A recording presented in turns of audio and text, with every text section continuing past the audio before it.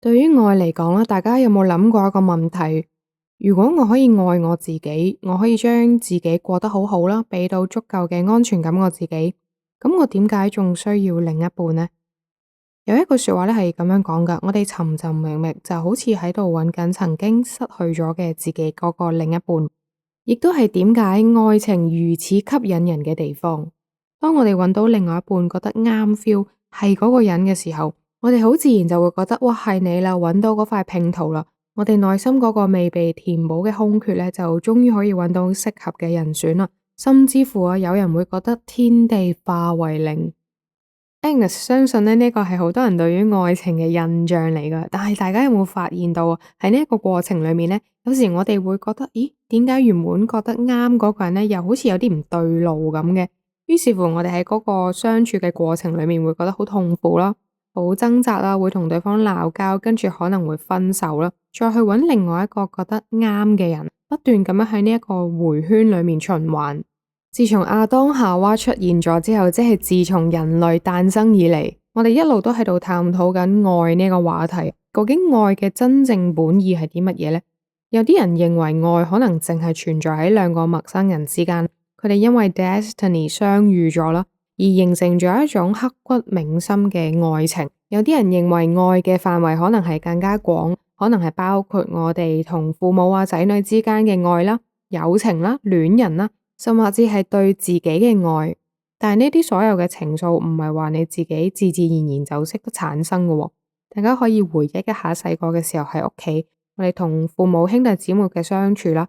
慢慢咧，我哋出嚟讀書之後咧，識咗好多唔同嘅同學仔啊、朋友啊，然後我哋出嚟社會做嘢啦、拍拖啦、組織家庭啦。大家可以諗翻，我哋係咪都用咗好多時間啦、努力同對方溝通啊，去理解對方？甚至乎有時我哋都要做出一啲犧牲。作者 Eric Fromm 講到，愛就好似一門藝術咁樣。Agnes 以前讀書嘅時候係修 arts 嘅，修 arts 嘅時候我哋要學畫素描，我哋要知道點樣去度嗰個比例啦，顏色深淺到點樣去運用。知道咗呢一個理論之後，就要去執行去實踐。要畫一幅有質素嘅素描，即係上得台面嗰啲素描，其實我哋係要花好多時間啦，同埋去鍛煉先至可以做到。相等於愛啊！如果我哋想我哋嘅友情、愛情可以行到最後嘅話，呢一條真係唔係一條容易嘅路嚟噶。我哋除咗要付出自己嘅時間去維持關係之外，更加重要嘅係我哋要知道我哋對愛呢個人際關係嘅誤解究竟係啲乜嘢。愛嘅意義到底係啲乜嘢呢？而愛又點樣影響我哋？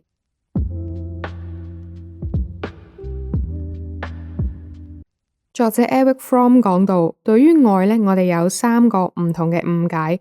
第一個誤解就係我哋成日都會將愛呢當做一個二元嘅問題，自己到底係唔係被愛呢？於是乎，我哋就會將嗰個 focus 呢放喺，咦？我點樣可以獲得更加多嘅愛呢？我點樣可以 draw 到人哋更加多嘅 attention 喺我身上呢？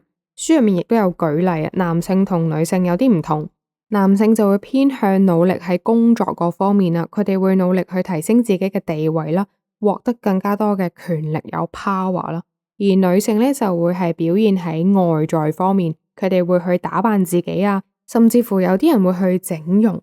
咁男性同埋女性有個共通點嘅，就係佢哋可能都會嘗試透過提升自己嘅社交技巧啦，提升自己嘅一啲言談舉止，令自己變得更加 elegant 啦，更加 charm 啦。無論佢哋用邊一種方式都好，唯一嘅目的就係要獲得更加多嘅關注，從而被愛。第二種誤解就係好多人呢成日都話要尋找靈魂伴侶，佢哋會根據自己嘅擇偶標準去選擇另一半。例如係佢哋屬於完美派啦，或者係浪漫派啦等等。咁呢個大家有興趣可以聽翻之前 Agnes 有分享過一本書叫做《哈佛成 Google 行為科學家的脫單指南》。嗰本書其實就係講到你自己屬於邊一個派別嘅戀人啊，然後裏面有啲咩問題啦，你可以點樣去改善嘅。咁大家有興趣可以撳翻嚟聽啦。好啦，我哋翻返嚟呢一本書先。作者就講到喺而家呢個現今世代，其實要選擇一個啱嘅對象係真係好困難噶，因為我哋可以選擇嘅機會實在太多啦。例如而家好多唔同嘅 social media，你都可以識人啦，交友 app 啦，成千上萬咁多個嘅潛在嘅伴侶你可以揀啦，變咗其實我哋好容易就可以進入一段關係。咁你好容易去進入一段關係嘅時候，變相亦即係可以好容易去跳出嗰段關係啊。對於嗰啲堅持要去揾靈魂伴侶嘅人嚟講，就好似捲咗入去個龍捲風裏面啦，不斷喺嗰個圈裏面輪迴啦。當嗰個關係唔順利嘅時候，佢哋又唔去努力去揾自己嗰個問題嘅根本，唔去解決，而係認為自己未揾到括住對的人，將嗰個問題歸咎喺自己揀錯咗個 partner 嗰度啊。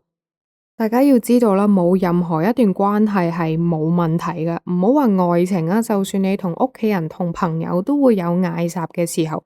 如果今日你真真正正要去愛一個人嘅話，你必須要去學識點樣解決問題，而唔係透過換人嚟逃避問題。